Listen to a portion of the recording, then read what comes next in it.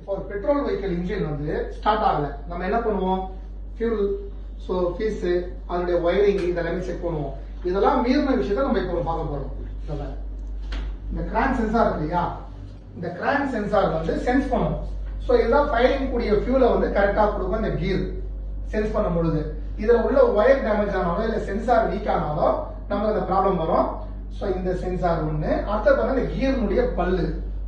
இந்த பல்லு எங்கன்னா டேமேஜ் இருந்தாலோ இல்ல ரெஸ்ட் ஃபார்ம் ஆனாலோ நம்மளுக்கு வந்து அந்த கரெக்டான சென்சிங் கிடைக்காது. ஓகே, இதுலயும் அந்த நம்மளுக்கு ஸ்டார்ட் ஆகக்கூடிய பிரச்சனைகள் வரும். புரிஞ்சுச்சா? ஏர்மா சென்சார் இருக்கு இல்லையா, இந்த சென்சாரோட வேலை என்னன்னா கரெக்டான பிக்கப்புக்கு கரெக்டான ஃபியூலை கொடுக்குறது. இது வந்து ரொம்ப டஸ்ட் ஆகி ஃபில்டர்ல இருந்து ஏதாவது ஒரு டஸ்ட் போயிட்டு இது உள்ள ஒட்டிடுச்சுன்னா இங்க பாருங்க சென்ஸ் பண்ணக்கூடிய இடம் இது உள்ள இருக்கும். ஓகே, ரொம்ப மினிட்டான சென்சிங். ஸோ இதில் பிளாக் ஆனாலும் ஓவராக டஸ்ட் ஆனாலும் வண்டி பிக்கப் இருக்காது, வண்டி ஸ்டார்ட் ஆகும், போதும். ஒரு முக்கியமான பாயிண்ட் இந்த ஏர்மா சென்சார்.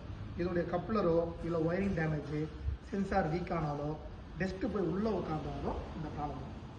ஓகே.